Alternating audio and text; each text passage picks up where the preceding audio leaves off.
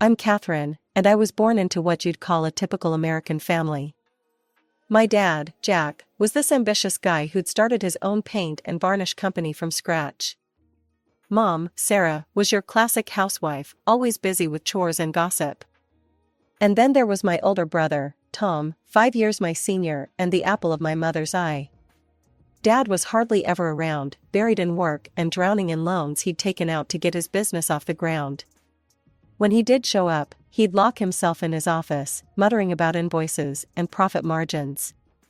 Mom, well, she made it clear from day one that Tom was her favorite.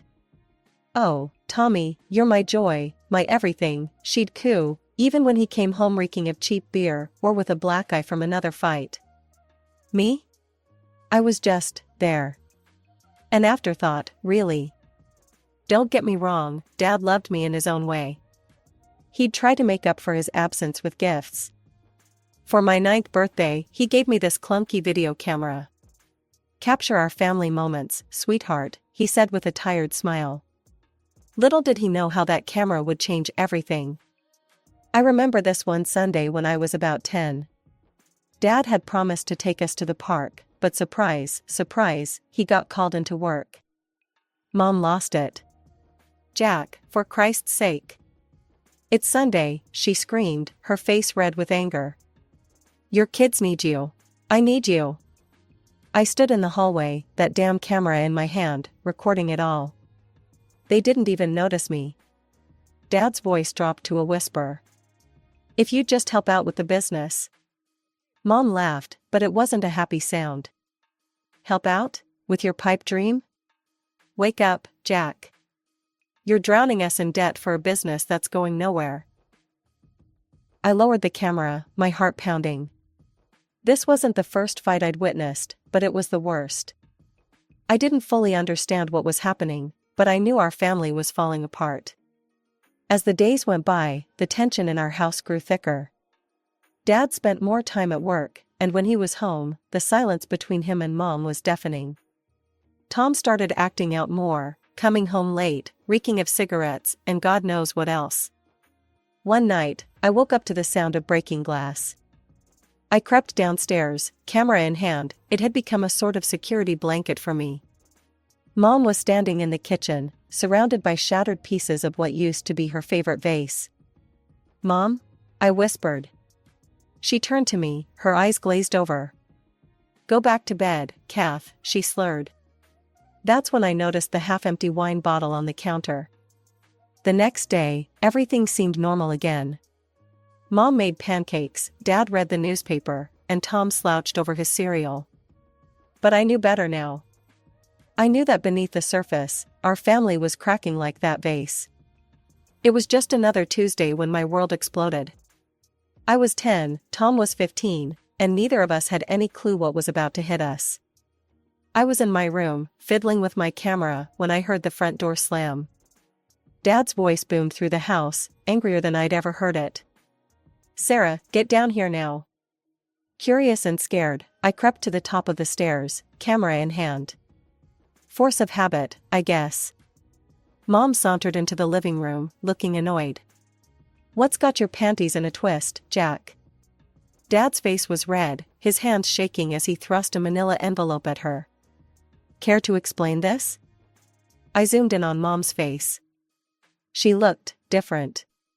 Not scared or sorry, but almost relieved. "Well," Dad demanded. "What do you have to say for yourself?" Mom tossed the papers aside and laughed. It was a cold, harsh sound that made me shiver. "What do you want me to say, Jack? That I'm sorry? You want the truth? I've been cheating on you for years. And you know what? I enjoyed every minute of it."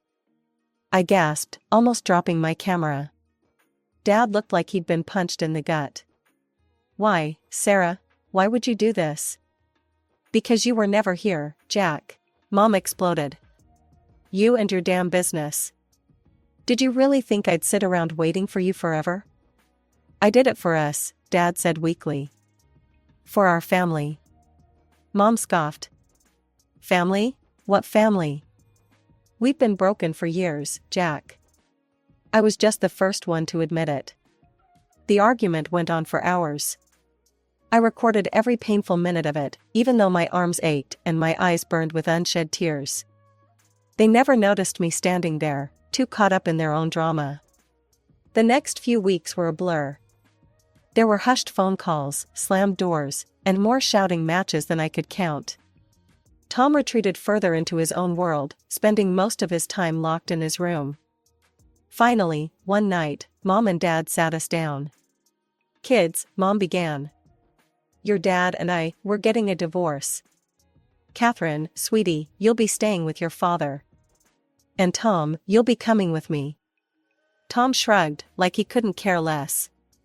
But I saw the relief in his eyes. Dad was generous, he left the house to Mom, and also started paying child support for Tom. The move was quick and painless, at least physically. Our new apartment was small, nothing like the house we'd left behind. But it was ours, and for the first time in years, I felt like I could breathe. It wasn't easy, though. Dad worked longer hours than ever, trying to keep the business afloat and pay for everything. Some nights, I'd find him at the kitchen table, head in his hands, surrounded by bills. 5 years flew by in a blur of homework, part-time jobs, and watching Dad struggle to keep his business afloat. I was 15 when everything changed again, but this time, it was for the better. Her name was Rachel, and she waltzed into our lives like a whirlwind. I remember the day Dad introduced us. He had this goofy grin on his face, one I hadn't seen in years. "Catherine, this is Rachel. She used to intern at the company, and now, well, we're seeing each other." Rachel smiled warmly. "It's great to finally meet you, Catherine.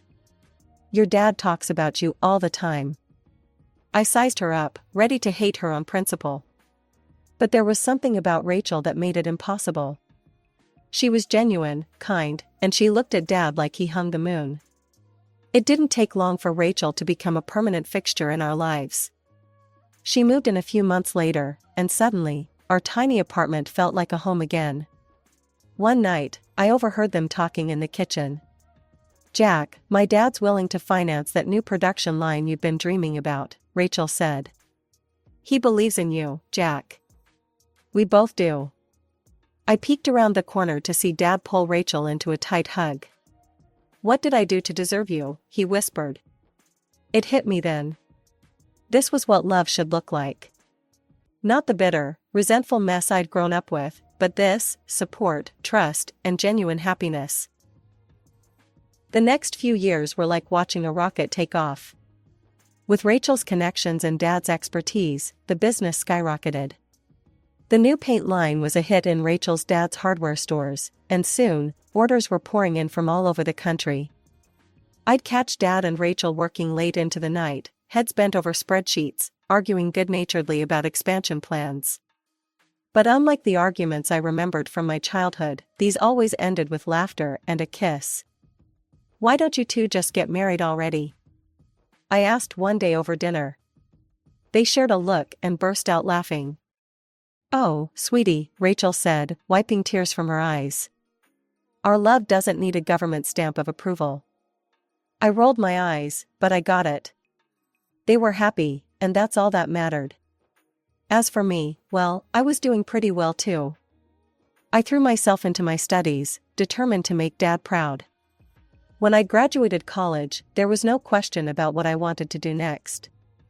And just like that, we became an unstoppable trio. Dad with his industry knowledge, Rachel with her business savvy, and me with fresh ideas from college. We were unstoppable. 10 years after Rachel came into our lives, Dad was rich. Like, private jet and vacation homes rich. It was surreal. Mom and Tom, well, that's a whole other can of worms. I hadn't spoken to either of them in years. Not since that disastrous Thanksgiving when Mom got drunk and called Rachel a home-wrecking whore. Tom supported her and called me a traitor. I'd left in tears that night, vowing never to subject myself to that again. Sometimes, I'd see Mom's name pop up in my phone, or get a random text from Tom asking for money. I always ignored them. It hurt, but I'd made my choice. I chose happiness, success, and love. Life has a cruel way of pulling the rug out from under you, just when everything seems perfect. For us, that moment came on a sunny Saturday in June. Dad had been talking about bungee jumping for weeks. "Life's too short to play it safe," he'd say, eyes twinkling with excitement. Rachel and I tried to talk him out of it, but you know how Dad was when he set his mind to something. The call came just after noon. I remember every excruciating detail. The trembling voice of the bungee instructor. The words "heart attack" and "didn't make it" echoing in my ears. The sound of Rachel's coffee mug shattering on the kitchen floor. It didn't feel real. Dad, gone? The man who'd built an empire from nothing, who'd weathered every storm life threw at him, taken down by a stupid bungee jump. The funeral was, well, it was a show, to put it bluntly. It seemed like half the city had turned up to pay their respects. Business partners in somber suits, employees with red-rimmed eyes, friends and relatives we hadn't seen in years. Dad would have hated all the fuss, but it warmed my heart to see how many lives he'd touched. And then Mom and Tom showed up. I almost didn't recognize them at first. Mom looked old, her face puffy and lined, eyes bloodshot. Tom slouched beside her, all muscle and attitude, looking like he'd rather be anywhere else. They sat a few rows behind us, but their voices carried.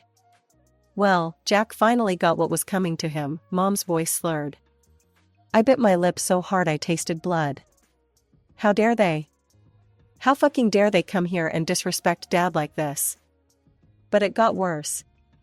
You know, Mom's voice dropped to a conspiratorial whisper that somehow seemed louder than before. I heard his little girlfriend arranged the whole thing.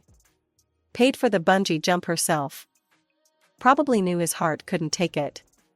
Wanted to get her hands on his money, I bet. I couldn't take it anymore. I whirled around, my vision blurred with tears and rage. "Shut up," I hissed. "Just shut the hell up. How dare you come here and spread your poisonous lies?" Dad loved Rachel, and she loved him. This was a terrible accident, nothing more. So if you can't show some basic human decency and respect, then just leave. Nobody wants you here anyway. The church fell silent. All eyes were on us. Mom stood up, swaying slightly. "Come on, Tom. We're leaving. Let them have their little pity party. We'll see them at the will reading." The rest of the funeral passed in a haze of grief and anger. But as we stood by Dad's grave, watching the casket being lowered, I couldn't shake the feeling that this was just the beginning of our troubles. 2 weeks after we laid Dad to rest, we all gathered in Mr. Goldstein's office for the reading of the will. The tension in the room was thick enough to cut with a knife. Rachel sat beside me, her face a mask of calm. Mom slouched in her chair, looking like she'd rather be anywhere else. Tom stood by the window, arms crossed, scowling at nothing in particular. Mr. Goldstein cleared his throat and began reading. "I, Jack Thompson, being of sound mind and body, do hereby." I tuned out the legal jargon, my heart pounding. And then, "To my daughter, Catherine, I leave all my worldly possessions, including all properties, bank accounts, and full ownership of Thompson Paint and Varnish Company." The room went deadly silent. I felt like I couldn't breathe. Mr. Goldstein continued, "To my ex-wife, Sarah, and my son, Thomas, I leave the sum of $20,000 each." "What?" Mom's shriek made us all jump. "This is bullshit. That business was my idea. I sacrificed everything for Jack and that goddamn company. I raised his children while he was off playing businessman. That company is rightfully mine." I glanced at Rachel. She sat there, calm as ever, but I could see the slight tremor in her hands. "Mom," I said, trying to keep my voice steady, "Dad built that company from nothing. You didn't even believe in him when he started." She rounded on me, eyes blazing. "You ungrateful little brat. I should have known you'd side with him. You always were Daddy's little girl, weren't you?" I took a deep breath. "Look, I don't want to fight. If it'll make you feel better, I'll give you $100,000. Just, Please, let's end this here. Mom laughed, a harsh, bitter sound. 100 grand? You think you can buy me off that easily? No, sweetheart, I'm going to sue. I'm going to take every last penny that son of a bitch owed me. Enough. Mr. Goldstein's voice cut through the argument. The will is clear and legally binding. If you wish to contest it, Mrs. Thompson, you're welcome to do so through the proper legal channels. Now, if there's nothing else, I think we're done here. Mom stormed out, slamming the door behind her. Tom followed, but not before shooting me a look that could curdle milk. As Rachel and I left the office, I felt a weight settle on my shoulders. Dad's company, his legacy, it was all mine now. And apparently, so were his problems. After the disaster at Mr. Goldstein's office, Rachel and I retreated to my penthouse. The silence was deafening as we both tried to process what had just happened. Rachel, I said, breaking the quiet. We need to talk about the business. I want you to have a part of it. 20%. Rachel's eyes widened in shock. Catherine, no, your father left it to you. It's yours. I shook my head. It's ours. You've invested so much in it, not just money, but time and energy. You helped build it into what it is today. It's only fair. Rachel's eyes filled with tears. Before I knew it, she had engulfed me in a tight hug. Thank you, she whispered. Jack would be so proud of you. We signed the papers that afternoon. It felt right, like I was honoring Dad's memory and securing our future all at once. But of course, Mom couldn't let us have even this small victory. The lawsuit came 2 weeks later. Mom was demanding the entire business and most of Dad's property. Her lawyer threw around phrases like marital assets and unjust enrichment, but it all boiled down to one thing: she wanted what she thought Dad owed her.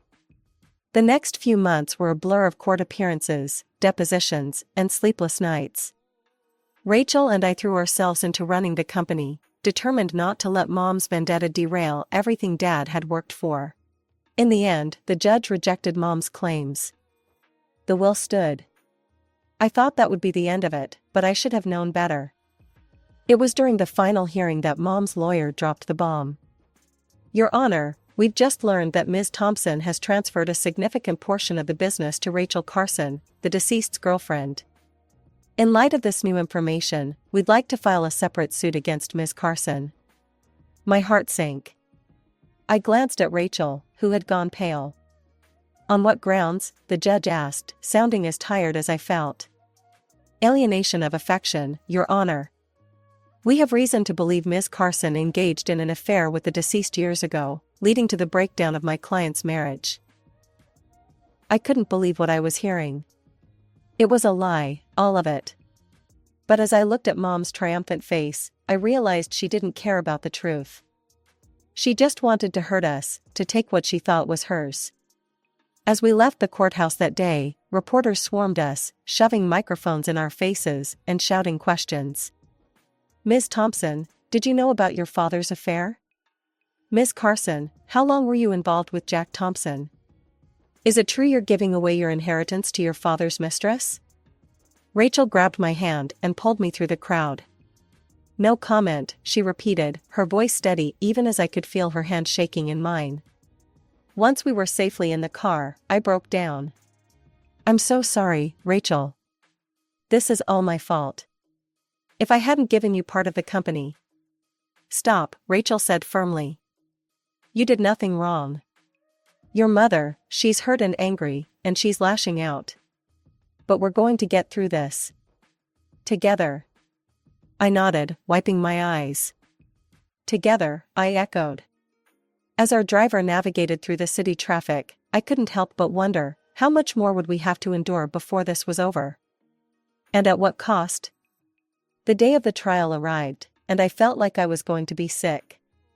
The idea of testifying against my own mother made my stomach churn, but I knew it was necessary. Rachel deserved justice, and Mom needed to face the consequences of her actions. As I sat in the witness stand, I could feel Mom's glare burning into me. But I focused on Rachel's encouraging smile and found the strength to speak. "Your Honor," I began, my voice surprisingly steady, "I have evidence that directly contradicts my mother's claims." The courtroom fell silent as I explained about the old videos I'd found. With shaking hands, I presented the tapes to the court. The first video played, showing a much younger version of my parents in our old living room. Mom's voice, slurred but clear, filled the courtroom. "You want the truth, Jack? Fine. I've been cheating on you for years. And you know what? I don't regret it one bit." I couldn't look at Mom, but I heard her sharp intake of breath. The video continued, laying bare all of her infidelities and lies. Next, I presented the detective's report Dad had kept. It detailed Mom's affairs with dates, times, and photographic evidence. "As you can see, Your Honor," I concluded, "my mother's claims of my father having an affair with Rachel are completely false. In fact, it was my mother who was unfaithful throughout their marriage." The judge's face was grim as he reviewed the evidence. Mom's lawyer looked like he wanted to sink into the floor. When the verdict came, it was decisive. The judge not only dismissed Mom's case against Rachel, but also ordered her to pay all legal fees. Mom didn't take it well. She insulted Rachel and me, saying things you wouldn't expect to hear from your own mother. She continued her tirade, spewing profanities until the judge had no choice but to fine her for contempt of court. As the bailiffs escorted her out, she turned to me, her eyes blazing with hatred. "This isn't over, Catherine. You'll regret this, I swear to God." I thought that would be the end of it. I was wrong. A few days later, Rachel burst into my office, her face pale. She handed me her phone. On the screen was Mom's Facebook page, filled with posts about our company. "Thompson Paint is drowning in debt," one post screamed. "Catherine Thompson is running it into the ground." Another claimed, "Inside source reveals, Catherine Thompson planning to flee to Mexico with company funds." We spent the next 48 hours in crisis mode. We issued statements to our employees and customers, assuring them of the company's financial stability. Our legal team drafted a cease and desist letter to Mom, threatening a libel lawsuit if she didn't retract her statements. To my surprise, it worked. Maybe Mom finally realized she'd gone too far, or maybe she just ran out of fight. Whatever the reason, she posted a retraction the next day. "I, Sarah Thompson, hereby retract my previous statements regarding Thompson Paint and Varnish Company and its CEO, Catherine Thompson. My claims were unfounded and made in anger. I sincerely apologize for any confusion or distress my words may have caused." As I read her words, I felt a mix of relief and sadness. This woman, who had once been my mother, was now nothing more than a bitter stranger intent on destroying everything Dad had built. 2 months passed in relative peace. The company was thriving, and Rachel and I had settled into a comfortable routine. The wounds from the legal battles were slowly healing, and I dared to hope that maybe, just maybe, we could move on. But life has a way of throwing curveballs when you least expect them. It was a crisp autumn evening, and I was heading to my car after a long day at the office. The parking lot was nearly empty, the setting sun casting long shadows across the asphalt.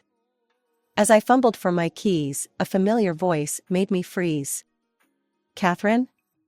I turned slowly, hardly believing my eyes. There, looking small and worn, stood my mother. "Mom?" I said, my voice barely above a whisper. "What are you doing here?" She shuffled her feet, not quite meeting my eyes. "I've been thinking about your offer. The $100,000. Is that offer still on the table? I take it and leave you alone." For a moment, I was speechless. Then, to my own surprise, I started laughing. It wasn't a happy laugh, but a tired, incredulous one. "Are you serious?" I finally managed to say. "After everything you put us through? The lawsuits, the slander, the lies?" Mom's face hardened. "Now listen here, young lady." "No, you listen," I cut her off, feeling years of pent-up frustration pouring out. "That offer expired the moment you decided to drag us through court. It's gone, Mom. Just like any respect or affection I had left for you. She paled, then flushed with anger. You ungrateful little. I'm not finished, I said, my voice cold. If you ever try to threaten me or slander our company again, I will sue you for every penny you have left. And trust me, I'll win. Without waiting for a response, I got into my car and drove away, watching her shrinking figure in my rearview mirror. It felt like the end of a chapter, but also the beginning of something new. The next few weeks were a whirlwind of activity. Rachel and I threw ourselves into work, expanding the company in ways Dad had only dreamed of. We launched a new eco-friendly paint line, opened 3 new factories, and even started a scholarship program for aspiring young entrepreneurs. Through it all, Dad's memory was our guiding light. We kept his photo on the wall of our main conference room, a constant reminder of where we came from and what we were working towards. Dad was gone, but his legacy lived on through us. Through the company he'd built from nothing, through the love he'd shared with Rachel, and through the strength he'd instilled in me. And as for me and Rachel? We were more than just business partners. We were family. Bound not by blood, but by love, respect, and a shared dream. From my earliest memories, I knew I was a disappointment. Not that my parents ever said it directly, they didn't have to. The way they looked at me when I was born, hoping for their first son, and then again when my sister Kate arrived 3 years later, told me everything I needed to know. I was Jenna, their firstborn daughter, and I would never be enough. Maybe the next one will be a boy, I overheard Mom telling Dad after Kate was born. But there wasn't going to be a next one. Complications during Kate's birth meant Mom couldn't have any more children. Their dreams of having a son were put on hold, transferred to some distant future when their daughters might give them grandsons instead. Growing up in our modest suburban home, I watched as Kate quickly figured out how to wrap our parents around her little finger. She'd bat those big brown eyes of hers, and they'd melt like ice cream on a hot summer day.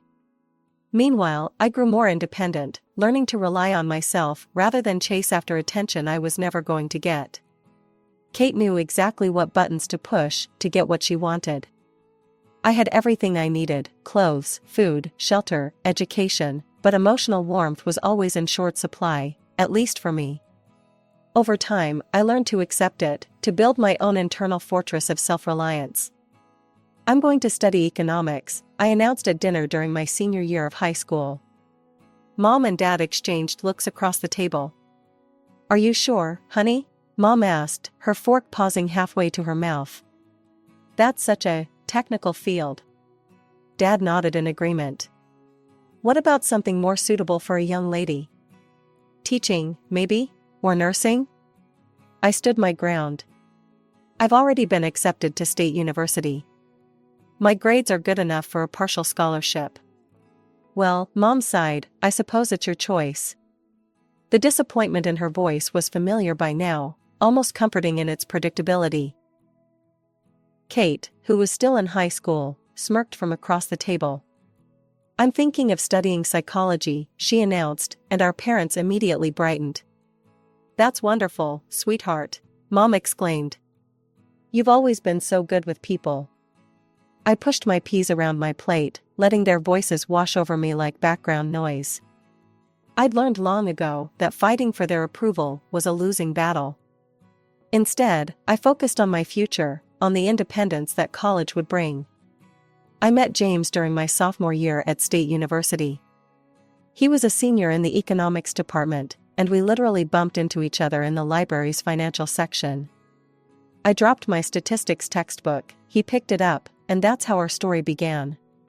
You're in Professor Martinez's macro class, right? He asked, handing me back my book. I've seen you asking all the smart questions. I blushed, not used to anyone noticing me in a positive way. Yeah, that's me. The annoying one who keeps the class running late. Not annoying at all, he smiled.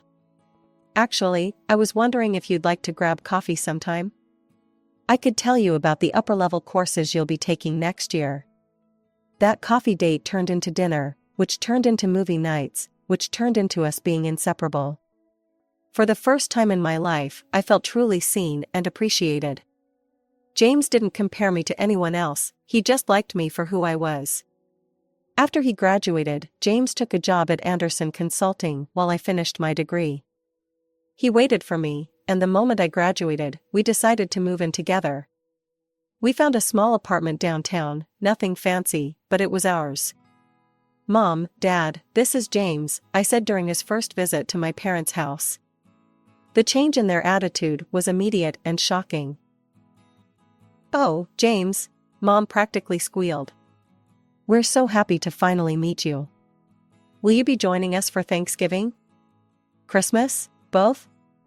Dad clapped him on the shoulder. "Son, we've heard so much about you.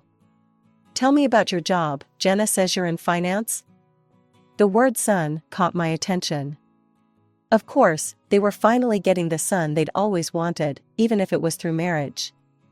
I watched as they fawned over James, asking him about his plans for the future and when he thought he might want to settle down. Kate, who was living at home after graduating and still hadn't found a serious boyfriend, sat in the corner during these family gatherings, shooting daggers at us with her eyes. For once, I was the sister who had something she wanted, and she couldn't stand it. After a year of living together, during a quiet dinner at home, James got down on one knee and proposed. I said yes immediately, and we decided on a small, intimate wedding, despite my parents' protests about wanting something more elaborate. "It's your big day," Mom argued. "Don't you want something more special?" "This is special," I insisted. "It's exactly what we want."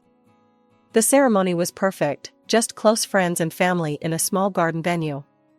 James and I exchanged vows, had a lovely dinner reception, and went back to our apartment as husband and wife.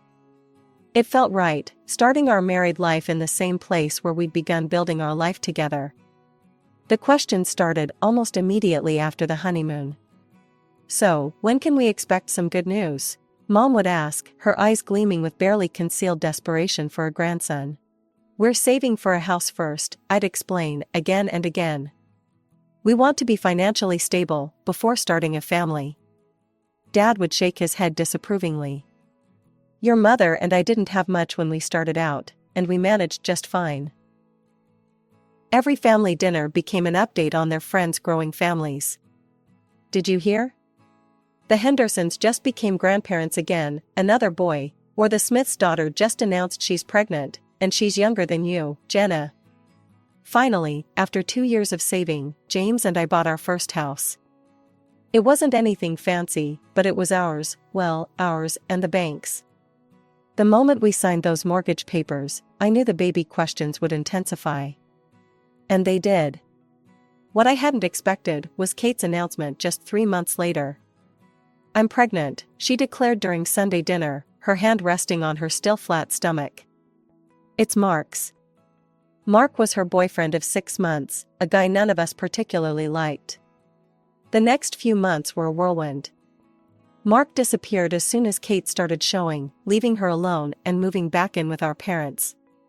But instead of this being a scandal or shame, my parents transformed their house into a shrine to their upcoming grandchild. When little Emily was born, you'd have thought she was royalty. My parents converted Kate's old room into a nursery, bought every baby item imaginable, and basically turned their lives upside down to help raise their granddaughter. "Isn't she perfect?" Mom would coo, rocking Emily during our visits.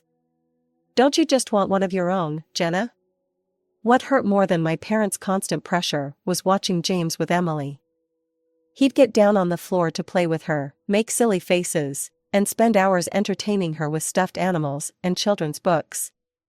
"James is such a natural with children," Mom would say pointedly. "He's going to make such a wonderful father." I started monitoring my cycle, taking vitamins, and doing everything the pregnancy websites recommended. Month after month, we tried. And month after month, nothing happened. Meanwhile, James spent more and more time at my parents' house, playing with Emily. "She's such a sweet kid," he'd say on our drives home. "Did you see how she's starting to walk now? And she almost said uncle today." "You're so good with her," my mother would praise him. "Just imagine how wonderful you'll be with your own children." I'd smile and nod, but inside, a knot of anxiety was growing. Why wasn't I pregnant yet? What if something was wrong? But I pushed these thoughts aside, telling myself it would happen when it was meant to happen. After a year of trying with no success, I was still trying to stay positive. These things take time, I'd tell myself. But when Mom found out we'd been actively trying for a year, she went into full panic mode. A whole year? Jenna, something's wrong. You need to see a doctor immediately. She started forwarding me contact information for fertility specialists before I'd even left their house that day. Finally, to get everyone off my back, I made an appointment. James came with me, holding my hand in the sterile exam room as the doctor ran through her questions. Blood tests, ultrasounds, and more tests followed. Then came the day of the results. I'm sorry, the doctor said gently, but the tests indicate that you're infertile. The words hit me like a physical blow. James squeezed my hand, but I barely felt it. The doctor kept talking about options and treatments, but her voice seemed to come from very far away. That evening, James and I sat in our kitchen, barely touching our takeout dinner. We can look into adoption or IVF, he said finally. There are options. I nodded numbly, but the devastation felt complete. How could I face my family with this news? The answer came at the next family dinner. I decided to just get it over with, like ripping off a band-aid. Mom, Dad, I said during a lull in the conversation, I need to tell you something. I saw a specialist and I took a deep breath. I can't have children. I'm infertile. The silence that followed was deafening. Then Mom's face contorted with disgust. Infertile, she spat the word like it was poison. What kind of woman can't even do the one thing she's meant to do? Dad wouldn't even look at me. An empty vessel, he muttered. Just an empty flower. Kate sat there smirking, bouncing Emily on her knee. Well, I guess we know who the real woman in the family is. I looked at James, desperate for support, but he just sat there, staring at his plate. The tears came then, hot and unstoppable. I pushed back from the table and ran out of the house, ignoring their calls behind me. After that night, I couldn't bring myself to go back to their house. But James kept going, spending time with Emily, chatting with Kate, listening to my parents. He'd come home full of stories. Emily learned a new song today, he'd say. You should have seen her dancing around the living room. Or, Kate made this amazing lasagna. She's really getting good at cooking. Each word felt like a knife in my heart. I'd lie awake at night, listening to James's steady breathing beside me, wondering if he resented me for not being able to give him children. The guilt ate at me constantly, made worse every time he came home from another visit to my parents' house, with that wistful look in his eyes after playing with Emily. It was a regular Tuesday when my world fell apart. I came home early from work, my arms full of Chinese takeout, James's favorite. But the house was empty and dark. His car wasn't in the driveway, which wasn't unusual, but something felt off. I called his cell. No answer. Called again. Straight to voicemail. Then my phone buzzed, a notification from Instagram. Kate Thompson posted a new photo. I usually ignored her posts, but something made me click this time. My stomach dropped as the image loaded, James sitting on my parents' couch, Emily in his lap, and Kate pressed against his side, all three of them grinning at the camera. The caption read, "Family time with my favorite people." My hands were shaking as I grabbed my car keys. The rational part of my brain tried to argue that there could be an innocent explanation, but my gut knew better.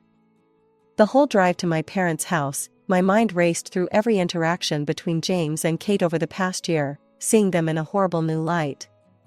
Their driveway was full, Mom's car, Dad's truck, James's sedan. The front door was unlocked, as always. I slipped inside quietly, my heart pounding so hard I thought it would burst from my chest. Voices drifted from the living room. "James, you know we think of you as a son already," my mother was saying. "And you deserve to be happy. You've been so wonderful with Emily," my father added. "And Kate, well, she's young, fertile. You could have more children together. Think about it, my mother continued. Why stay trapped in a marriage with? She lowered her voice, but I could still hear the disgust. A barren woman?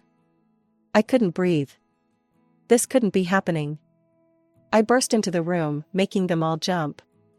The scene was like something from a nightmare, my parents and sister on one couch, James in Dad's armchair, Emily playing with blocks on the floor between them. One big happy family, plotting to exclude me. What the hell is going on here? My voice came out stronger than I felt. James at least had the decency to look ashamed, but my parents were defiant. Jenna, Mom stood up, chin raised. We're just having an honest discussion about what's best for everyone.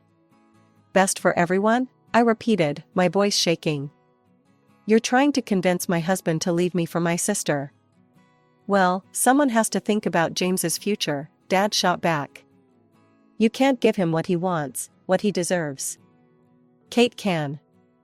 I turned to James, waiting for him to defend our marriage, to tell them they were crazy. Instead, he stared at the floor. James? My voice cracked on his name. I'm sorry, Jenna, he said quietly. But they're right. I want children, a family. And I've developed feelings for Kate. Kate smirked, reaching out to put her hand on James's arm. Get out, you don't belong here anymore. This is my family now. I looked at each of their faces, my father's stern disapproval, my mother's cold satisfaction, Kate's triumphant smile, James's guilty avoidance. For years of marriage, a lifetime of family ties, all meaningless. Without another word, I turned and walked out. I drove home in a daze, packed a suitcase on autopilot, and left a note for James, file for divorce. I'll have my lawyer contact yours. The divorce was quick and clinical. We split everything down the middle. I found a small apartment across town and threw myself into my work, trying to forget. But social media had other plans. One morning, my coworker gasped at her phone during coffee break. Oh my God, Jenna, I'm so sorry, I forgot to unfollow your sister. She tried to hide her screen, but I'd already seen it, Kate in a massive white dress, James in a tux, my parents beaming beside them. It's fine, I said, even though it wasn't. I hope they're very happy together. A year later, another announcement popped up, welcome baby Rose. My replacement had produced the daughter they'd always wanted. James now had his perfect little family, Emily, who he'd adopted, and his new baby with Kate. I deleted all my social media accounts that day. Life has a funny way of surprising you, though. I was shopping for groceries one Saturday when my cart collided with someone else's. I am so sorry, a deep voice said. I looked up into the kindest brown eyes I'd ever seen. I'm Michael, he said, helping me pick up my scattered items.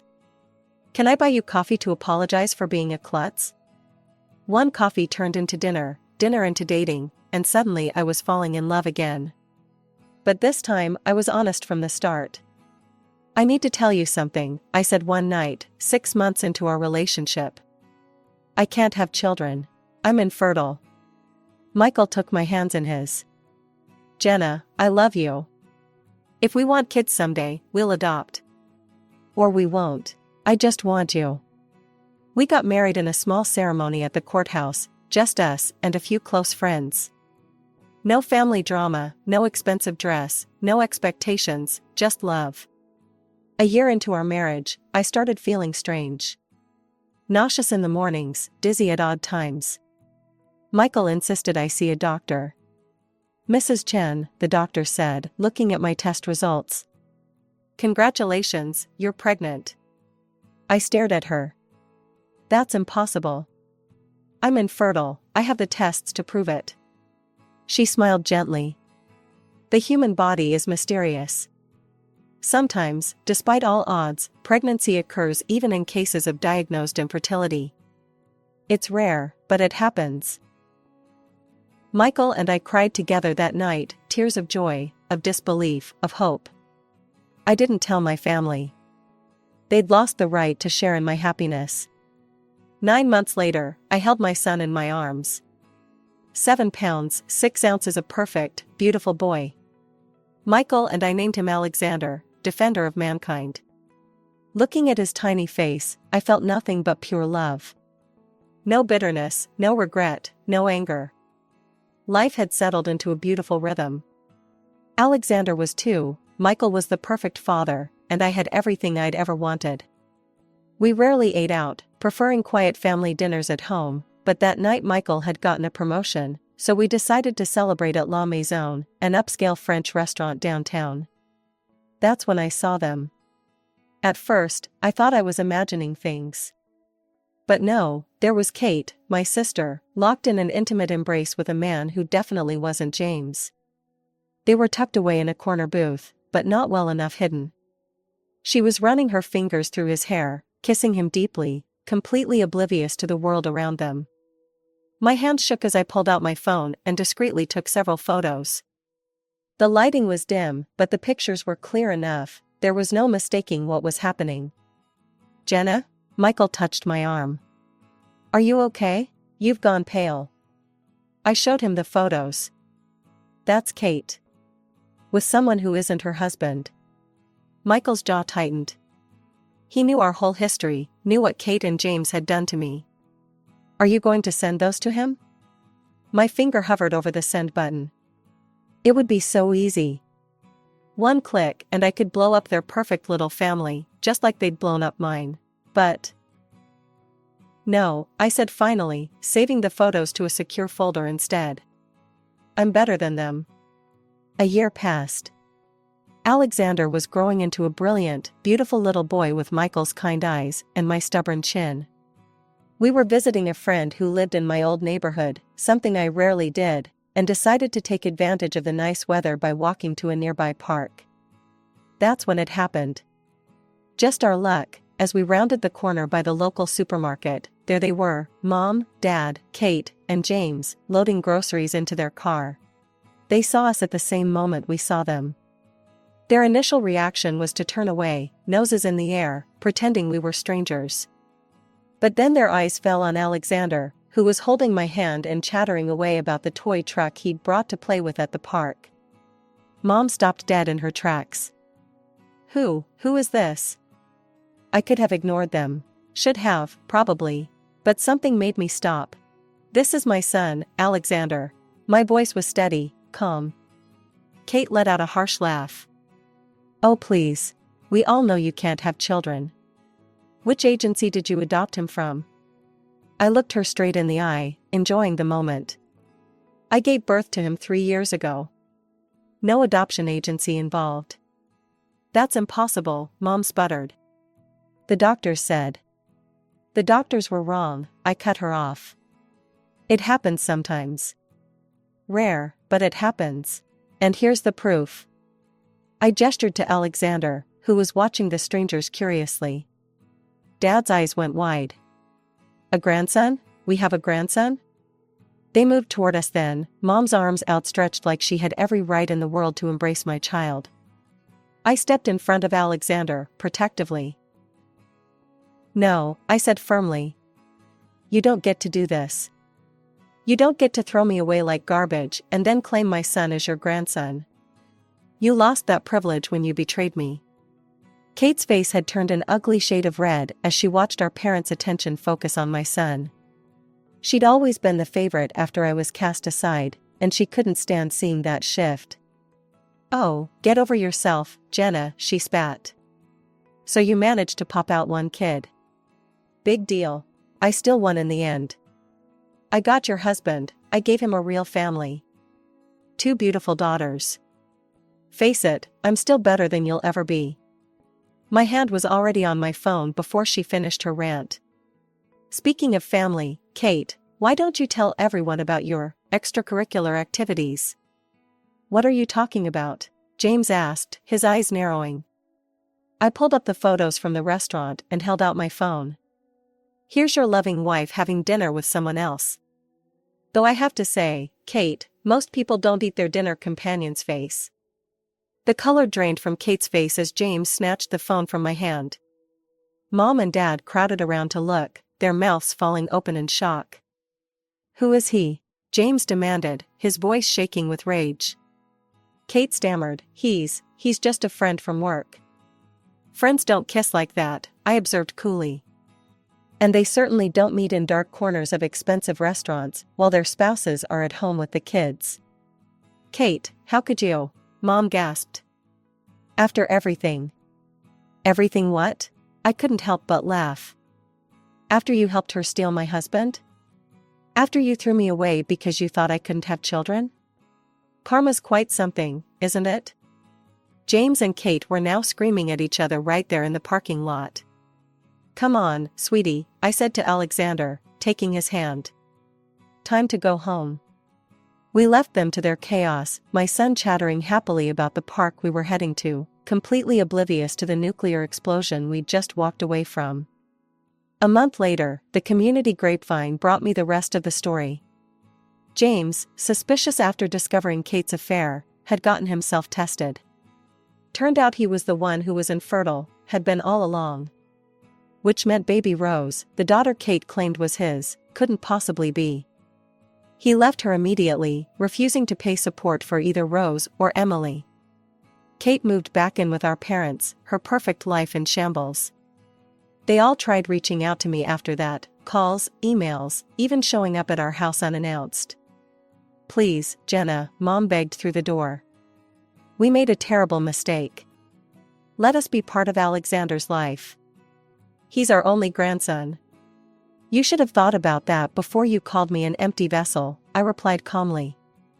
Actions have consequences. Michael supported my decision completely. Family isn't about DNA, he said one night as we watched Alexander playing with his blocks. It's about love, respect, and loyalty. They showed you none of those things. He was right, of course. Looking at my little family now, my wonderful husband who loved me regardless of whether I could have children, my miracle son who proved all the doctors wrong, our home filled with laughter and joy, I knew I had everything I needed. Sometimes the family you're born into isn't the family you're meant to have. Sometimes you have to build your own, with people who choose you back. I chose Michael, and he chose me. We chose Alexander, and he chose us right back with his first smile, his first word, his first steps. That's what real family means. And I wouldn't have it any other way. Growing up, I always knew I was second best. My name is Isabella, though everyone calls me Bella, and I'm the younger daughter in what appeared to be your typical middle-class family. My sister Catherine, Katie for short, was the golden child. 3 years older than me, she was blessed with naturally blonde hair that seemed to catch the sunlight just right in every photo.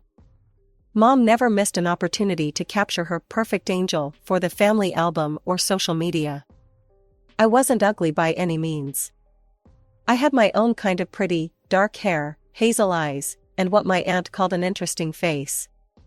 But in our house, interesting wasn't enough. Katie was the standard, and I was, well, just there. The favoritism wasn't subtle. When Katie needed new clothes, we'd spend entire weekends at the mall. When I needed something? We'll see next month, sweetie. Katie got the bigger bedroom because she needed space for her studying. She got a car for her 16th birthday. I got a watch for mine, not even a particularly nice one. The Real kicker came during our respective high school graduations. When Katie graduated, our parents threw this massive party. Dad proudly announced they'd be paying for her college education. She was going to study to become a bank manager, following in his footsteps. Everyone toasted to her bright future. 3 years later, I graduated with even better grades than Katie had.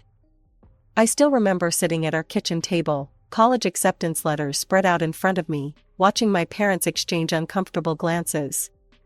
Honey, Mom started, not quite meeting my eyes, we just don't have the money for college right now. The market's been tough, and with Katie's tuition. Dad jumped in, maybe you could work for a year or two, save up some money?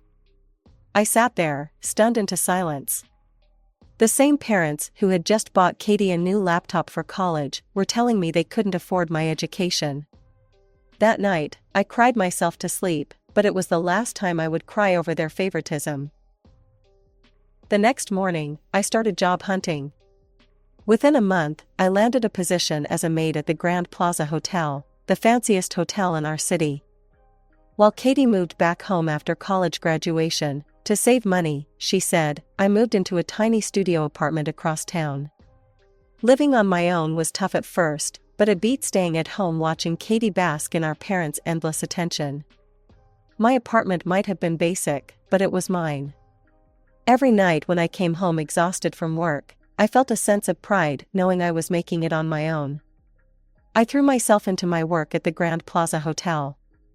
While some of the other maids complained about the demanding guests and endless rooms to clean, I saw every task as an opportunity to learn the hotel business from the ground up. Bella, you're the only one who consistently gets perfect room inspection scores, Mrs. Rodriguez, the head housekeeper, told me after just 3 months. How do you do it? I just try to think about what I'd want if I were staying here, I replied, straightening my uniform. Within 6 months, I was promoted to head maid. That's when I first met him, James Richardson, the guest in room 742.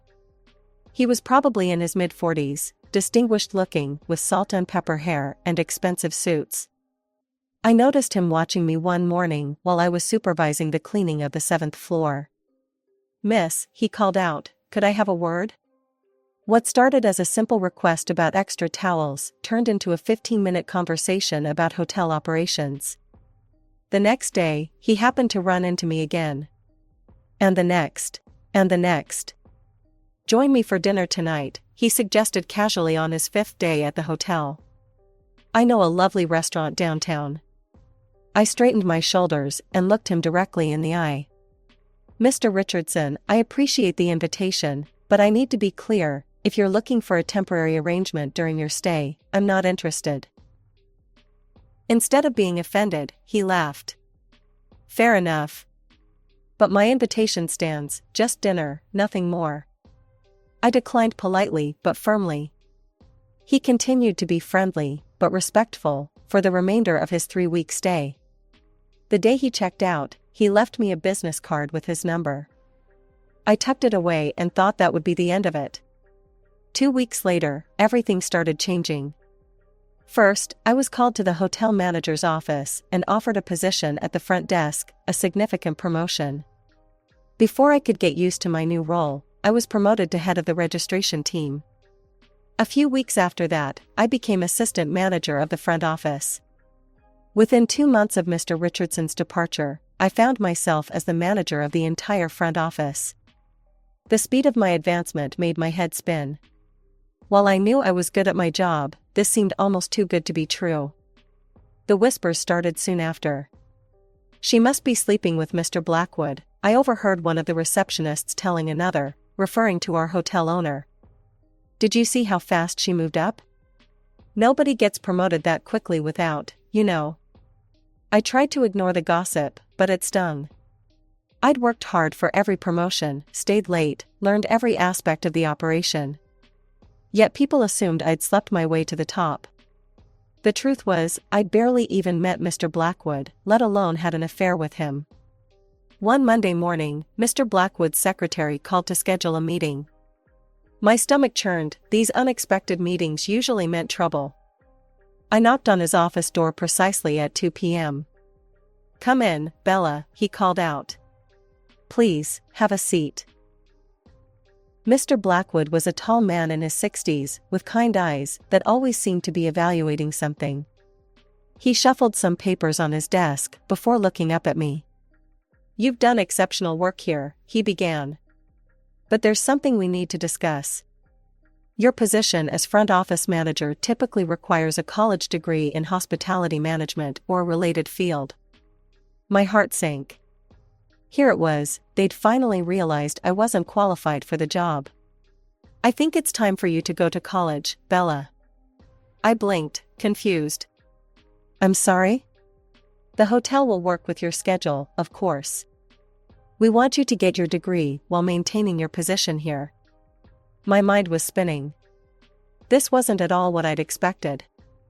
I don't know what to say, I stammered. Thank you, but why? He smiled, reaching into his desk drawer. You know, I don't often take advice about personnel decisions from outside sources, but in your case, a good friend insisted I pay attention. He pulled out a business card and slid it across the desk. If you're curious about why your career has taken such an interesting trajectory lately, give this number a call. I picked up the card, and my breath caught. It was the same number Mr. Richardson had given me months ago. That evening, sitting in my apartment, I stared at the card for a full hour before finally picking up my phone. My hands were shaking as I dialed. "I was wondering when you'd call," that familiar voice answered on the second ring. You're friends with Mr. Blackwood?" I managed to ask. James chuckled. "We've known each other for 30 years. When I spot talent, he trusts my judgment. So all these promotions were entirely earned," he cut in firmly. "I simply suggested he pay attention to your potential. Everything you achieved, you did on your own merit." We talked for hours that night. He explained how he'd watched me work during his stay, impressed by my attention to detail and natural leadership abilities. He'd seen something in me that reminded him of himself when he was younger, that drive to prove yourself against all odds. 2 days later, we had dinner at that same restaurant he'd first invited me to months ago. This time, I said yes. I enrolled in college the following week, majoring in hotel and restaurant management. James supported me every step of the way, not just emotionally but practically, helping me study, sharing his business experience, teaching me things no textbook could cover. Our relationship deepened naturally. There was no grand romantic gesture, no dramatic moment when everything changed. We simply grew closer day by day, until being together felt as natural as breathing. "Move in with me," he said one evening, 6 months after that first phone call. We were sitting on his penthouse balcony, looking out over the city lights. A month later, we were married in a small but elegant ceremony, and I moved from my tiny studio into his luxurious penthouse apartment. "Girl, you hit the jackpot," my friend Sarah exclaimed over coffee one afternoon. "Successful, handsome, and actually nice? Those kinds of men aren't supposed to exist." I laughed, but she wasn't wrong. James was everything I could have hoped for in a husband. He supported my education, celebrated my career achievements, and made me feel valued, something I'd never experienced growing up. My newfound happiness made family gatherings interesting, to say the least. Katie, who had always been the star of the show, was struggling to keep a man interested for more than a few weeks. Her career at the bank was going well, she'd made it to assistant manager, but her personal life was a mess. I'd catch her staring at James and me during holiday dinners, her eyes filled with barely concealed envy. The same sister who used to ignore me unless she needed something now couldn't stop watching my every move. "Did you see how Katie was looking at your ring all through Christmas dinner?" James asked me afterward. "I thought she was going to drill a hole through it with her eyes." "She's always been used to having the best of everything," I sighed. "I don't think she knows how to handle not being the center of attention anymore." The situation got more awkward when my parents started their campaign to get Katie married off. Mom would corner me at every family gathering. "Sweetie," she'd say in that syrupy voice she used when she wanted something, "surely James must have some nice friends? Single ones? Katie's not getting any younger, you know." Dad was more direct. "Your sister deserves someone successful, like James. You should help her out, it's what family does." The irony wasn't lost on me. The same parents who couldn't find money for my education were now trying to use my connections to benefit their favorite daughter. "James must know lots of eligible businessmen," Katie herself finally said one day, cornering me in the kitchen during Easter dinner. "Why haven't you introduced me to any of them?" I looked at my sister, really looked at her. The perfect blonde hair was still there, but her eyes held a desperate edge I'd never seen before. "Maybe because I don't want to be responsible for someone else's love life," I replied carefully. "Besides, relationships aren't about just finding someone wealthy, Katie." "Easy for you to say," she snapped. "You already got the rich husband." I walked away from that conversation knowing I'd made the right choice to keep my distance. Something about Katie's attitude toward finding a wealthy man made me uncomfortable. It felt less like she wanted love and more like she was hunting for a prize. I thought I'd finally found my happily ever after. The next 2 years seemed to prove me right, at least on the surface. But slowly, almost imperceptibly at first, things began to change. It started with small things. James began coming home later and later from work. His business trips, which used to be occasional, became more frequent. At first, I made excuses for him in my head. He was busy, the company needed him, this was just a temporary phase. "Sorry, darling, emergency board meeting," he'd text, missing another dinner I'd prepared. "This trip might take 2 weeks instead of 1, he'd say, barely looking up from his phone. Our home felt emptier with each passing day. The sound of my heels echoing through our penthouse apartment became a lonely reminder of how much time I spent there alone. Finally, one evening, I decided enough was enough. I waited up for him, determined to have a real conversation about what was happening to us. "James, we need to talk," I said when he walked in at 11 p.m. He looked at me with an expression I'd never seen before, cold, distant, almost annoyed. "Yes, we do." What happened next felt like a scene from someone else's life, not mine. "I want a divorce," he said flatly, as if he were discussing the weather. "I don't love you anymore." Actually, I'm not sure I ever did. I felt like I'd been punched in the stomach. "What?" "James, if something's wrong, we can work on it." "There's nothing to work on, Bella. It's over. My lawyer will be in touch." Everything moved at warp speed after that. Within days, I was served divorce papers. The prenuptial agreement I'd signed, the one I'd thought was just a formality, meant I had no claim to anything. Not the apartment, not his money, not even the furniture we'd picked out together.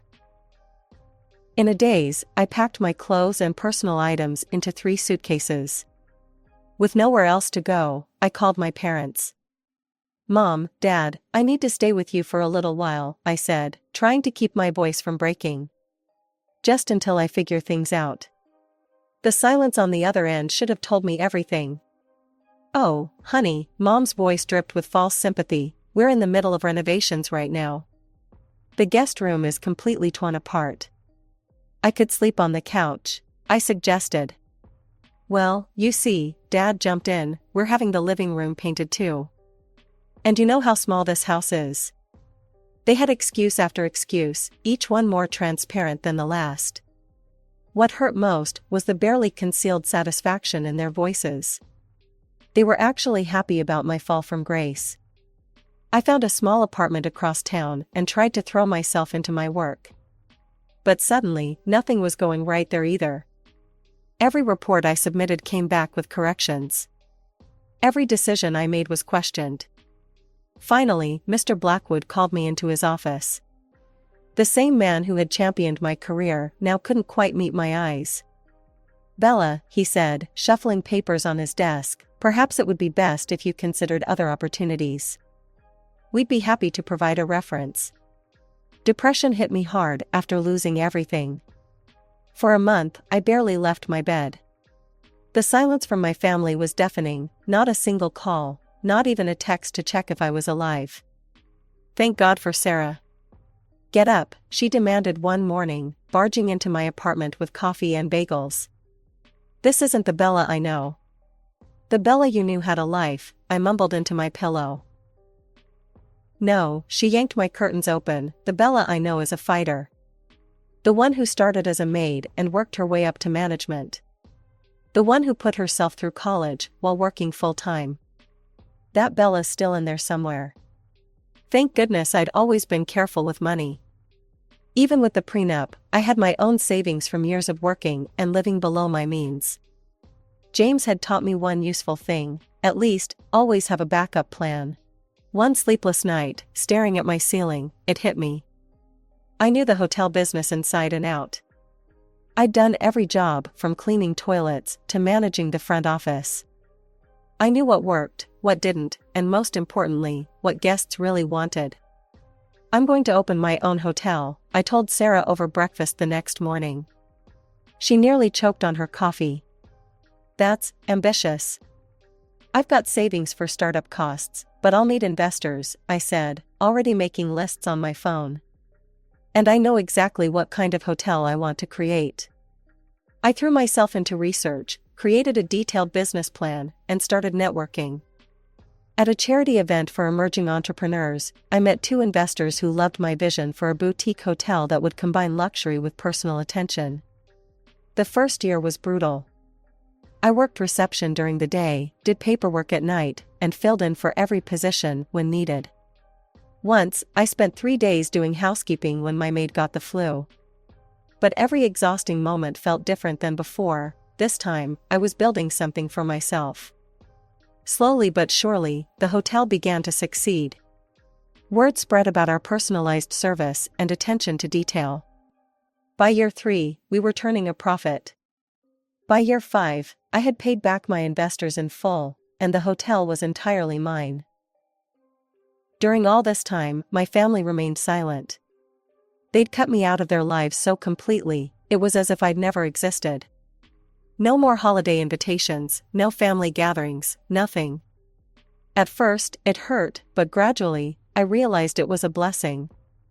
Their absence meant no more comparisons, no more subtle put-downs, no more feeling like I wasn't enough. I did occasionally check Katie's social media. Old habits die hard, I guess.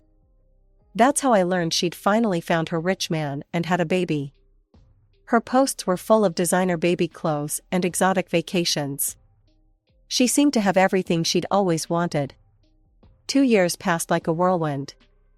The hotel wasn't just successful, it had become the city's go-to destination for travelers seeking luxury with a personal touch.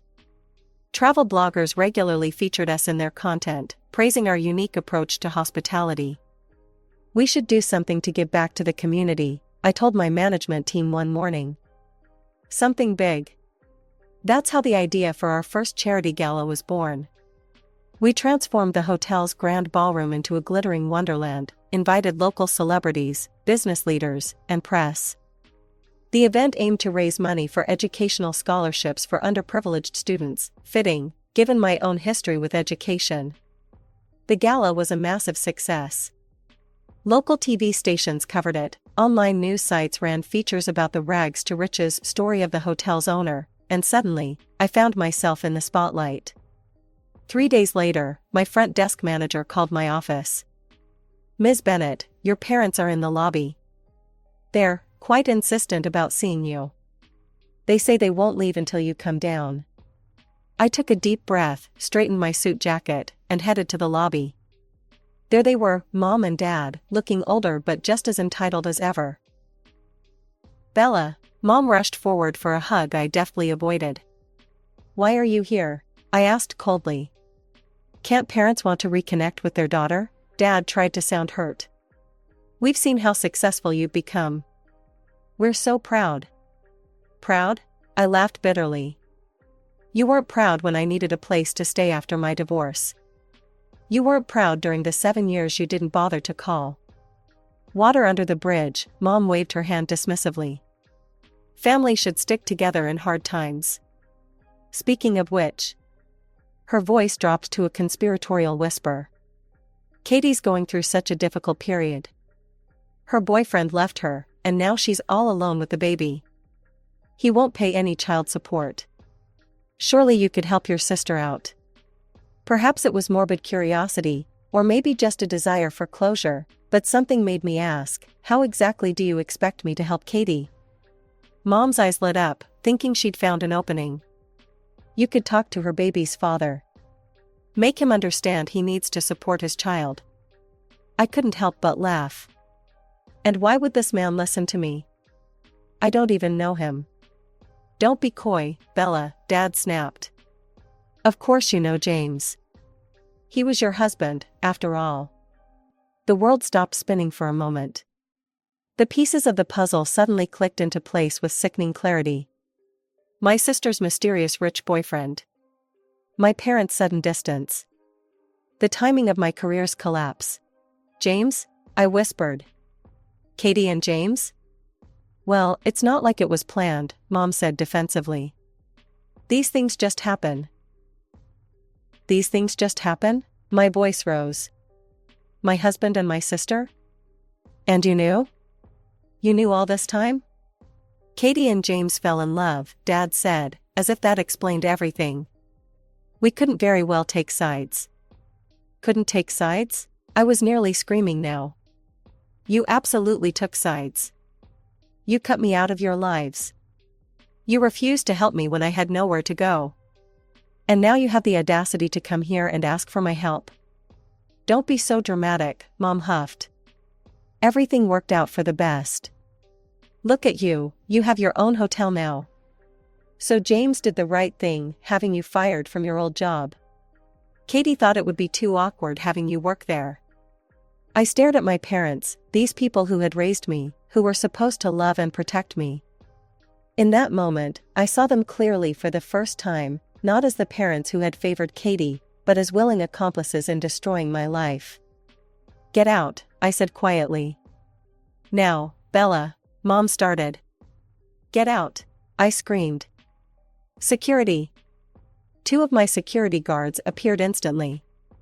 These people are banned from the premises, I told them, my voice shaking with rage. They are never to be allowed in this hotel again, under any circumstances. Escort them out.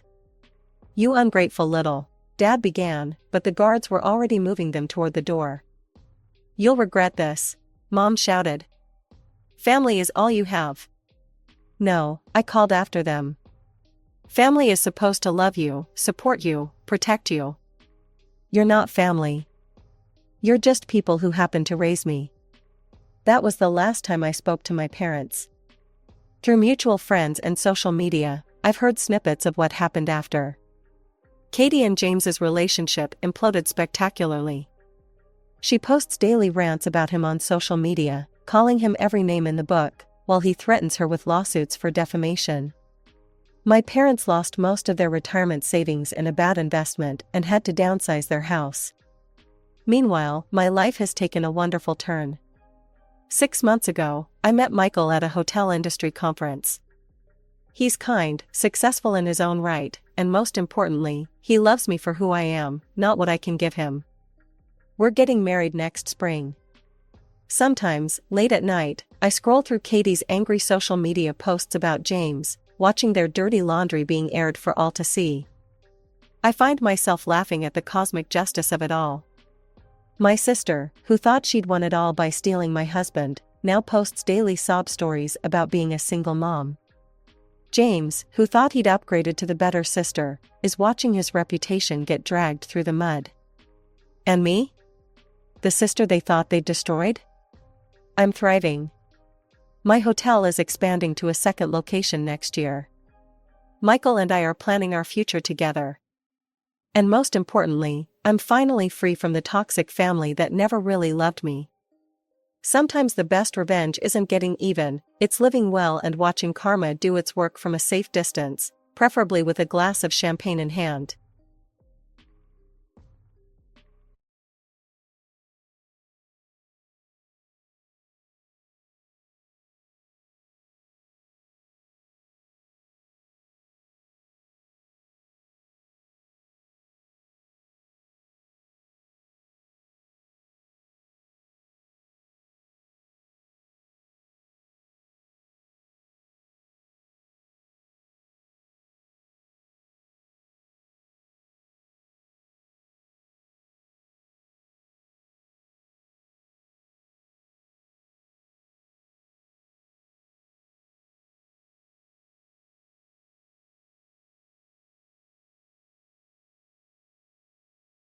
This story is titled, I Bought My Wife's Family House.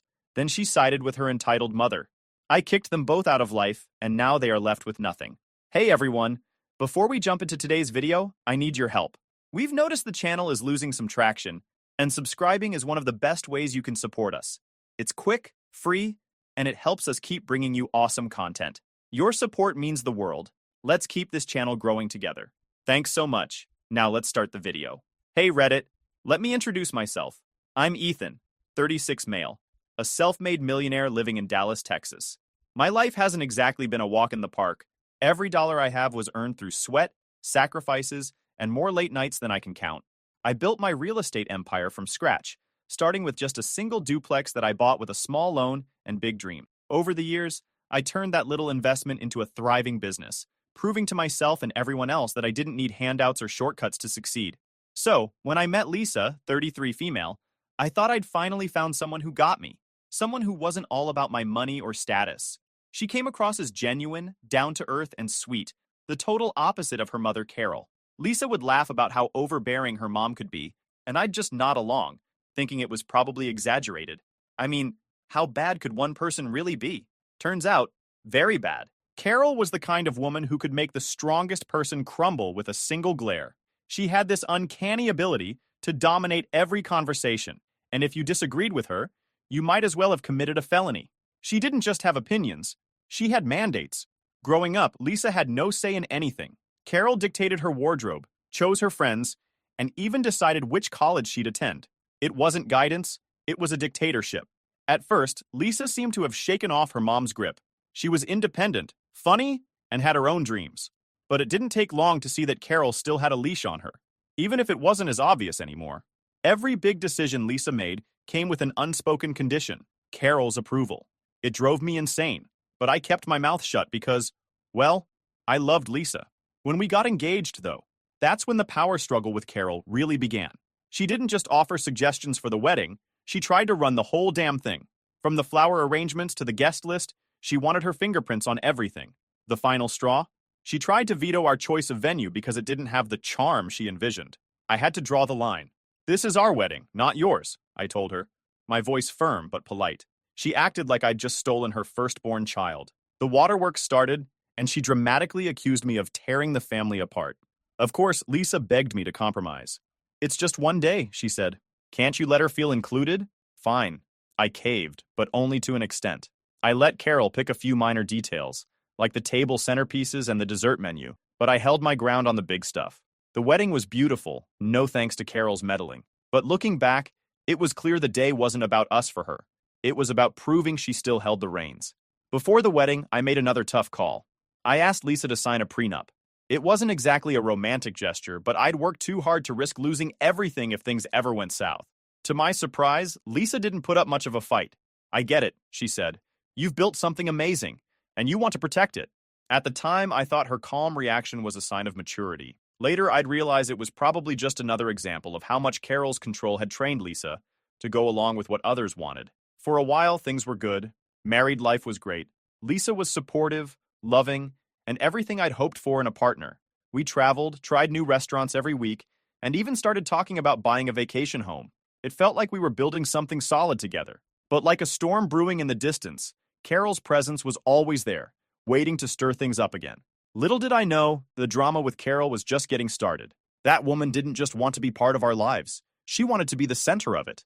If I thought standing up to her during the wedding planning was tough, I had no idea what was coming next. Carol wasn't just overbearing. She was strategic, manipulative, and downright relentless.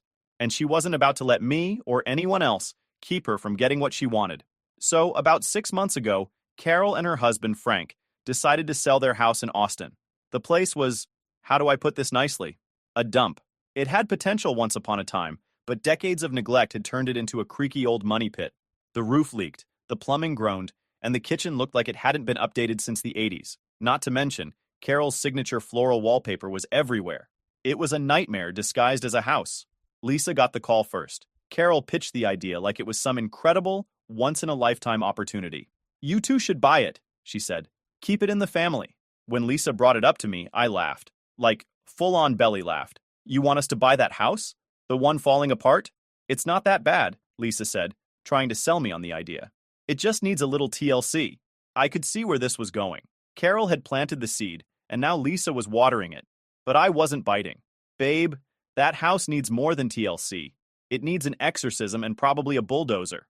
Lisa didn't let up, though. She kept throwing out reasons we should buy it. "It's where I grew up," she said. "We'd get a great deal since it's family." Carol even went as far as to suggest we could turn it into a rental property, saying it'd be a smart investment. The woman was relentless. I finally told Lisa, "Let's run the numbers." I wasn't about to make a decision based on nostalgia or guilt trips, so I sat down with a contractor friend to estimate the repairs. The verdict? It'd take at least $150,000 to bring the place up to code. Add that to Carol's asking price of $450,000, and we'd be sinking $600,000 into a house that probably wouldn't be worth half that. I showed Lisa the math. This isn't a great deal, I said. This is financial suicide. But Carol wasn't done. She pulled out all the stops, going full-on emotional. She told Lisa she'd always dreamed of keeping the house in the family, that selling it to a stranger would break her heart.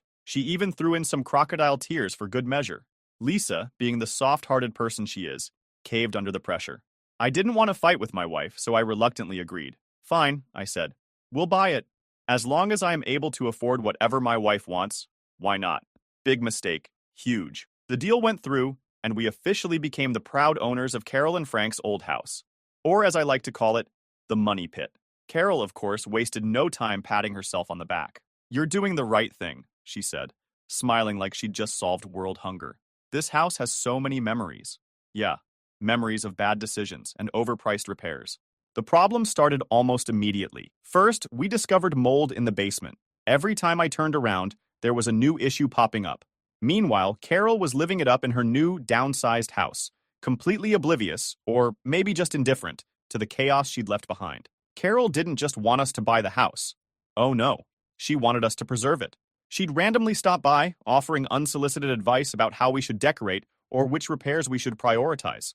You can't rip out the old cabinets, she said. They're original to the house. Original? Lady, they were rotting. It didn't take long for me to realize this wasn't about the house. It was about control. Carol didn't just want to offload her problems onto us. She wanted to stay involved.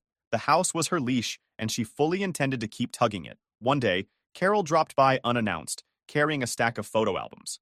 She wanted to help us plan the renovations by showing us how the house used to look back in its glory days. I wasn't buying it. We've got it under control, Carol, I said, trying to keep things civil. But she wasn't having it. This isn't just any house, she said, her voice dripping with drama. This is our family's legacy. Legacy? The only thing that house was passing down was a headache. Things really hit the fan when Carol suggested we should live with her and Frank temporarily while we renovated. It'll save you money, she said, and we can all be closer as a family. I nearly choked on my coffee. Closer as a family? I said. Carol, we just bought your house. Isn't that close enough? Lisa, to her credit, didn't seem thrilled about the idea either. But Carol had a way of wearing people down. She'd keep poking and prodding until you finally gave in, just to make her stop. Around this time, Frank started acting weird. He'd call me, asking how the renovations were going or if we needed any help. At first, I thought he was just being friendly, but there was something off about his tone. It felt like he was fishing for information. I brushed it off, thinking maybe he was just trying to stay involved, since Carol was so invested in the house. Little did I know, Frank had a secret, one that would blow this whole thing wide open. Looking back, I can't believe I let it get this far. But when you're dealing with someone as entitled as Carol, it's easy to get caught up in their web. She knew exactly which buttons to push, and she played Lisa like a violin. I wanted to believe we could make it work, that buying the house was just a bump in the road. But deep down, I knew better. The house wasn't just a bad investment. It was a Trojan horse, and inside was Carol's grand plan to take over our lives. Once we moved into the house, I thought the worst of the drama was behind us. Sure, the place was a disaster, but I figured with time, effort, and a lot of money, we'd eventually turn it into something livable. What I didn't count on was Carol refusing to let go of her death grip on the property, or us. It started small, like most nightmare scenarios do. One afternoon, I came home from a long day at work to find the living room rearranged. The couch, which I distinctly remembered being against the far wall that morning, was now angled awkwardly toward the fireplace. A few throw pillows I didn't recognize had magically appeared as well. Did you move the furniture? I asked Lisa. She looked up from her phone, confused. What? Number? We both shrugged it off. I mean, maybe Lisa had moved it and forgot, or maybe I was losing my mind. It wasn't worth making a big deal over. But then it happened again, and again. The coffee table was shifted to a weird spot, kitchen chairs were swapped around, and little things would disappear, like my favorite travel mug. It wasn't just furniture either. One time, the bathroom sink was left running full blast, and I swore up and down I hadn't touched it. Lisa, seriously, I said, after the third or fourth incident. Are you sure you're not messing with me? Because if you are, it's not funny. She rolled her eyes. Ethan, I have better things to do than play musical chairs with the furniture. At this point, I was starting to get paranoid. Something felt off, but I couldn't put my finger on it. It wasn't until one particularly hot afternoon that the truth finally hit me in the face. Literally. I walked into the house and was immediately greeted by the overpowering scent of Carol's perfume. That sickly floral stench she practically bathed in. It was unmistakable. "Lisa," I said, trying to keep my cool. "Did your mom stop by today?" She frowned, clearly annoyed by my question. No, why would she? I didn't push it, but my gut told me otherwise. Carol was here. I just didn't know how or when. But I was determined to find out. The next weekend, while Lisa was out running errands, I installed security cameras around the house. I didn't tell her. I knew she'd call me paranoid and blow it off. But I needed proof, something concrete to confirm I wasn't imagining things. Sure enough, the cameras paid off. The very next week, I got a notification on my phone while I was at work. There she was, clear as day. Carol, in all her nosy glory, letting herself in with a key. She waltzed around like she owned the place, snooping through drawers, moving stuff around, and even tossing out a couple of my things that apparently didn't meet her standards. She didn't just visit, she acted like the house was still hers. I was furious. When I got home that night, I confronted Lisa with the footage. "Look at this," I said, shoving my phone in her face. "Your mom's been breaking into our house. She's throwing my stuff out. This is insane." Lisa watched the video, her face a mix of shock and discomfort. But instead of siding with me, she said, "She's not breaking in. She's just visiting. She probably misses the house." "Misses the house?" I exploded. "Lisa, she's snooping through our drawers and tossing my things like it's a yard sale. This isn't normal." Lisa defended her mom as usual. "She's not doing any harm. She's just having a hard time letting go." I couldn't believe what I was hearing. Carol had crossed every boundary imaginable, and Lisa was acting like I was the crazy one for being upset. But I wasn't about to let it slide. I told Lisa, point blank, if she steps foot in this house again without our permission, I'm calling the cops. Of course, Lisa ran straight to Carol with this, and you can imagine how that went. Carol called me the next day, sobbing hysterically. She accused me of being disrespectful and heartless, claiming I was ruining her memories. Apparently, changing the locks was akin to stabbing her in the back. I didn't care. I wasn't about to let her keep treating our home like her personal playground. That's when Carol went nuclear. She started spreading rumors to family members, saying I was trying to cut her out of Lisa's life and destroying her legacy. She even called Lisa multiple times a day, crying about how she felt betrayed. And of course, Lisa fell for it. Again. "Maybe we could give her a key," Lisa suggested one night, like it was the most reasonable thing in the world. "Just for emergencies." "Absolutely not," I said, my patience hanging by a thread. "She's already proven she can't respect boundaries. This is our house now, Lisa, not hers." One night, Carol showed up at the house, banging on the door and demanding to be let in. I refused. She screamed at me through the door, calling me every name in the book. I stood my ground, but the whole neighborhood probably heard the commotion. Later, Lisa tried to play peacemaker. "She's just upset," she said. "You know how emotional she gets." "Upset doesn't give her the right to barge in and throw a tantrum," I shot back. "If you won't set boundaries with her, I will." From then on, the house felt more like a battleground than a home. I was constantly looking over my shoulder, wondering what Carol's next move would be. She wasn't just invading our space. She was testing the limits, seeing how far she could push before I snapped. And let me tell you, I was close. Very close. By the time Frank called me to talk, I was already at my wit's end. Between Carol's uninvited visits, her dramatic meltdowns, and Lisa's constant defense of her. So when Frank suggested meeting for coffee, I honestly didn't expect much. Frank was usually quiet, the kind of guy who nodded along to Carol's rants and kept his head down. I thought maybe he wanted to smooth things over, but I wasn't prepared for what he told me. We met at a little diner near my office. Frank was already sitting in a booth when I walked in, nursing a black coffee and looking more stressed than I'd ever seen him. The man wasn't exactly a picture of health, but that day, he looked downright haggard. He motioned for me to sit down, and I could tell he wasn't there to exchange pleasantries. "Ethan," he started, leaning in like we were about to discuss classified information. "There's something you need to know about Carol." Now, I wasn't exactly Carol's biggest fan, but hearing Frank say it out loud was unsettling. He glanced around the diner like he was worried someone might overhear, then dropped the bomb. "Carol's been planning this for months," he said. "Selling you the house was part of her plan." I stared at him, trying to process what he was saying. "What plan?" I asked. "What are you talking about?" Frank sighed and rubbed his temples, like this was physically painful for him. "She wanted you to buy the house, get overwhelmed with the repairs, and sell it back to us. Then she'd push for you and Lisa to move in with us." I blinked, stunned. "Wait, what? Why the hell would she want that?" "She wants control," Frank admitted, looking ashamed. "She's always wanted control. Over Lisa. over everything. For a moment, I didn't say anything. I just sat there, letting the words sink in. Carol's antics had always been overbearing. But this was next-level manipulation. She wasn't just meddling. She was scheming, playing some long con to insert herself permanently into our lives. Frank must have taken my silence the wrong way, because he quickly added, "I didn't agree with it, Ethan. I told her it was a bad idea. But you know how she is. She doesn't listen to anyone." I let out a bitter laugh. "Yeah, no kidding." Then Frank slid an envelope across the table. Inside was a check for $20,000. "I know you've paid much more to renovate the house, but this is all I could pull together. This is my way of making it right," he said. "I can give you the rest of the money you spent on the house if you agree to sell it back to me without Carol knowing." I stared at the check, my mind racing. Part of me wanted to rip it up on the spot. This wasn't about the money, it was about the principle. Carol had used Lisa's love for her childhood home as a weapon, manipulating her into convincing me to buy it. And now Frank was trying to buy my silence? "I don't want your money," I said, shoving the envelope back toward him. "What I want is for your wife to stay the hell out of my life." Frank sighed again, looking defeated. "I can't control her, Ethan. Believe me, I've tried."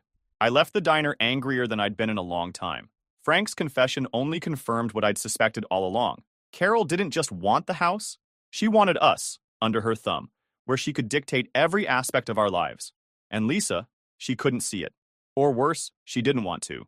That night, I sat Lisa down and told her everything. I laid it all out, the real cost of the repairs, and Frank's confession about Carol's twisted plan. I even told her about the $20,000 bribe, hoping it would finally open her eyes. But instead of being shocked or angry at her mom, Lisa turned it all on me. "You're obsessed with demonizing her," she said, her voice shaking. "She's not perfect, but she's my mom. Why can't you just let it go?" "Let it go?" I snapped. "Lisa, she manipulated us into buying this house so she buys it again cheaper. She's trying to control our lives, and you're just letting her." "She's just trying to help," Lisa shouted back. "You always think the worst of her." That was the moment I realized Lisa wasn't going to change. Carol's grip on her was too strong, and no amount of logic or evidence was going to break it. I was fighting a losing battle. Things escalated quickly after that. Carol must have sensed that I was onto her, because she started ramping up her antics.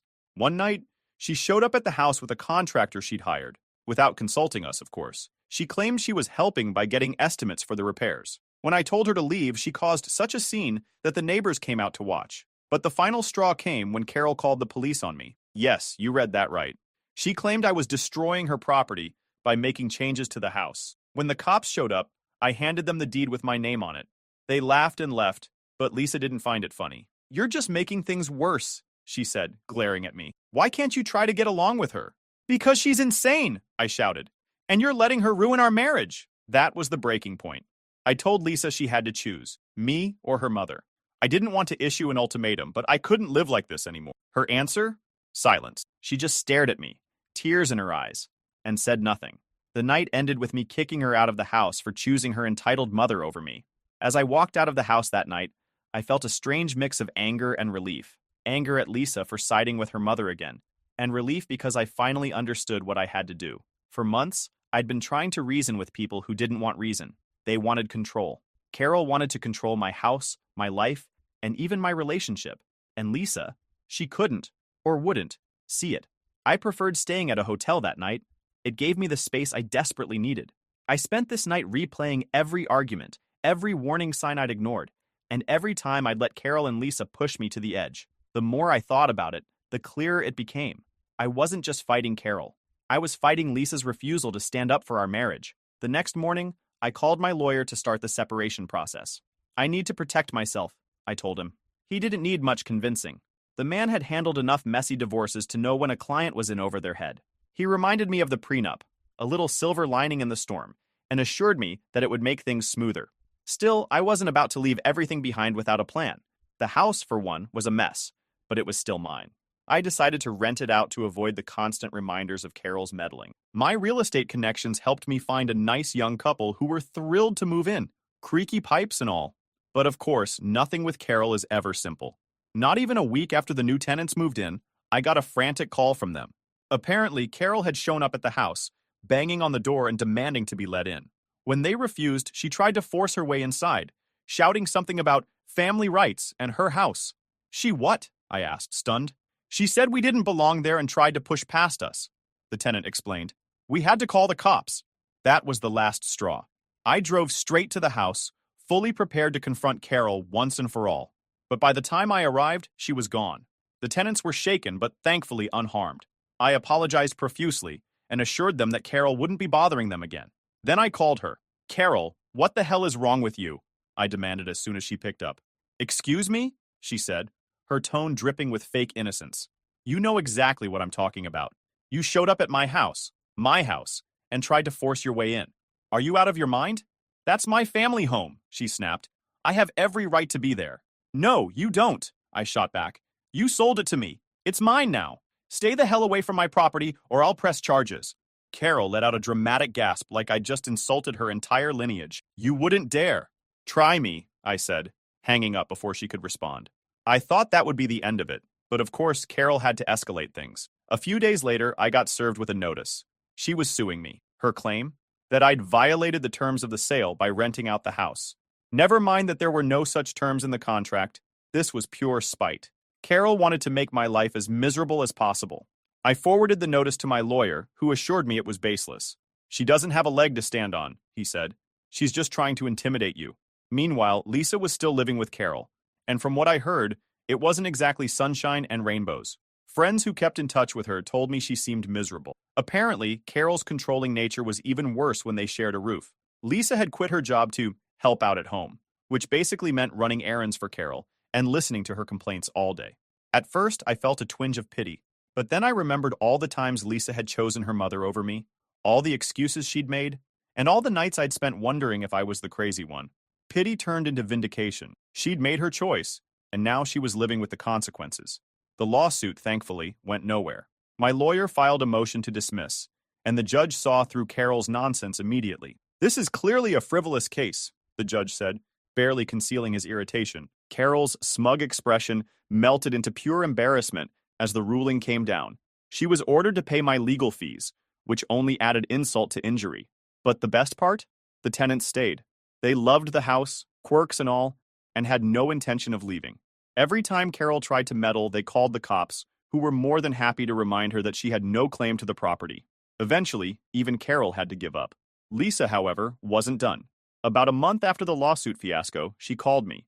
Her voice was shaky, almost desperate. Ethan, can we talk? I hesitated but agreed to meet her for coffee. When I saw her, she looked different, tired, defeated, like the weight of living with Carol had finally crushed her spirit. I made a mistake, she said, her eyes welling up with tears. I should have stood up for you, for us. It was the apology I'd been waiting for, but it didn't feel as satisfying as I'd imagined. Maybe because it was too late. The damage had been done, and I wasn't about to walk back into the lion's den. I'm sorry, I said, keeping my tone even, but I can't do this anymore. I need to move on. Lisa nodded, tears streaming down her face. I understand. And just like that, it was over. The prenup ensured she didn't get a dime from me. Not the house, not my money, nothing. Carol's grand plan had backfired spectacularly. Instead of controlling me, she ended up stuck with Lisa.